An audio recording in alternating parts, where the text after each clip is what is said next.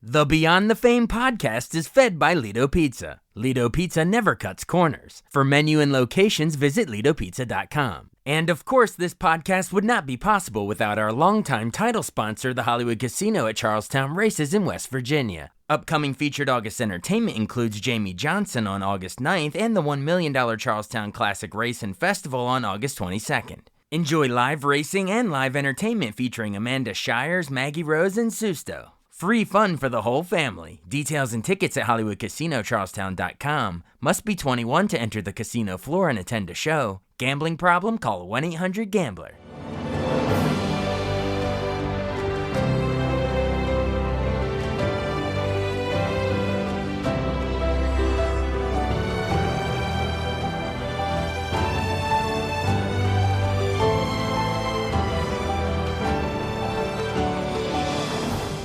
Welcome to the newest episode of Beyond the Fame with Jason Fraley. I'm your host, Jason Fraley, picking the brains of the top filmmakers, musicians, and artists of our time.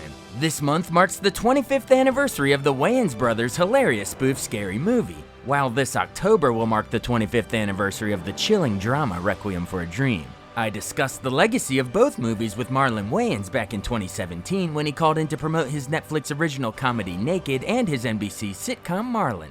We're here with Marlon Wayans. Thank you so much for calling in. Hey, thanks for having me. I appreciate you. So I know we have two awesome things here to promote, but let's start with Naked, the new Netflix original movie. Explain to our listeners what it's about. Well, basically, it's about a guy who's getting married. He's ill prepared for the wedding, like most men. And when he gets to he goes out the night before, has some drinks, wakes up the next day, the day of his wedding, butt naked in an elevator, has no idea how he got there. And he's late for his wedding. When he gets to his wedding, if he don't have the right suit, the right vows, the right ring, he starts back over in the elevator and repeats the same hour over and over again until he gives his woman the proper wedding. It sounds like if you like The Hangover, you'll like the beginning when you're waking up out naked in the elevator, and if you like the Groundhog Day cycling through, they'll like that too. That's awesome, man. Yeah, it's kind of like a combination, man, but it's its own movie and it's standalone. It's a really sweet story. A lot of these times when people try to redo a movie or redo a premise, it's too close to the premise. Right. I think this one,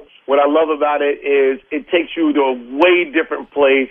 The discovery and the exploration is different. The story is different, and it's a really sweet movie, but really funny, and I'm excited for people to see it. It's on Netflix, so you can watch Naked. Do you advise that or no? Probably better a little clothed. I mean, it depends on who you with. You got a little date, you got your girlfriend over, you say, hey, come over. That's awesome. Hey, there you go. There's your in, fellas. There you go. Use that line. Can't do that at the movies. That's awesome. Well, I know it's directed by Michael Titus. He directed in Haunted House, 50 Shades of Black, and then it co-stars Regina Hall, who, of course, you were in Scary Movie with. So is it just sort of like, working with old friends at this point? I love working with old friends because we got a good chemistry, man. And when you have a good chemistry with somebody, we all grow together. So it's good to watch us all advance, and we all have a trust.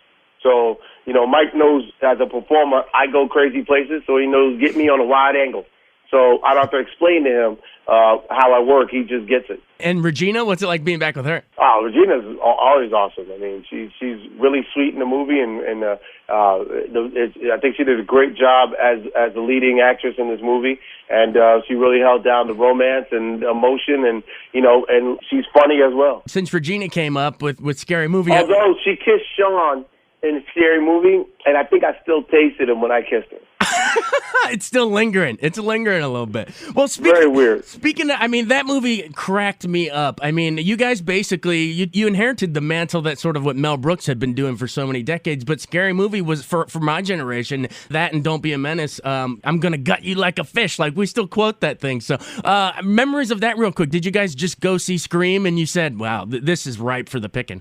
We saw Scream. We just it was a bunch of movies. It wasn't Scream, but Scream, I Know What You Did Last Summer. It was a bunch of slasher movies that came out, and we was just like, they all started feeling like the same movie with the same characters, and we just thought that, this could be fun, and so we just did it, and I'm glad we did. It was classic, and I'm glad I did parody. I quit now. I'm done with parody and I'm just doing regular movies. Okay, all right. Now, well, you guys knocked it out of the park on so many of those parodies, so it's nice to see you switch back now. All right, NBC's Marlon. So after they watch Naked at home for Netflix, start tuning in, I believe, starting Wednesday for NBC's Marlon. You play a bit of an immature dad co-parenting with your ex. Give us the premise of this one. Yes, man. On August 16th at 9 and 9:30, you can watch Marlon. Basically, it's my life, inappropriate divorced father that's just trying to keep his family together in the midst of a divorce. Just because your family's broken up, it doesn't mean they're over. It's like an aspirational show, and it's a different kind of TV dad with a different kind of TV family. I hope people tune in because it's really funny, and it's free, people. Watch it. I mean, I know you're a dad, but you play a bit of a big kid. Oh, yeah, but that's me in real life. As a father, I'm very embarrassing. I am super embarrassing. I go to graduations and I start screaming, I told you she wasn't stupid.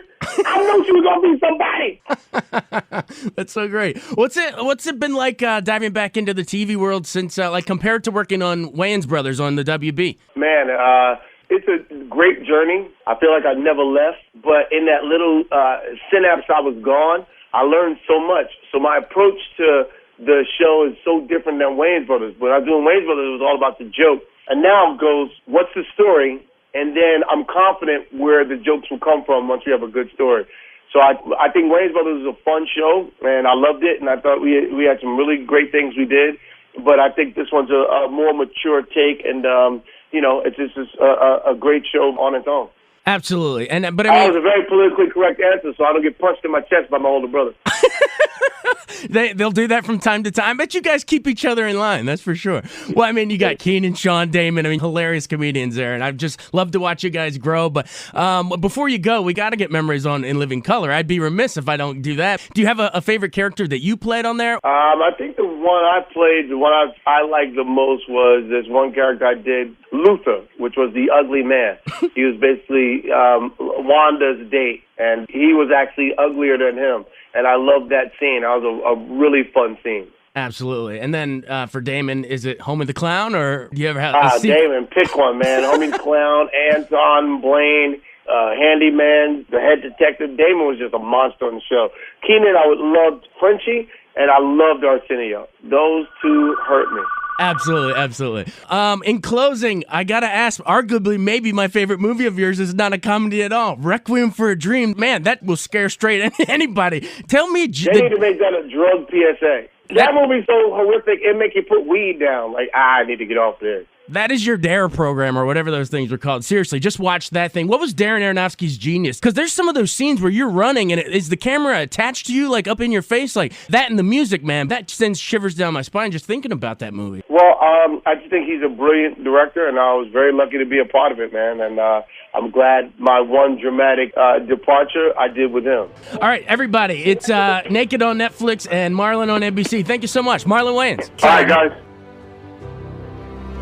Thanks so much for listening to Beyond the Fame with Jason Fraley. Our theme music is Scott Buckley's Clarion. Remember to give us a 5-star rating if you like what you hear. We'll see you next time.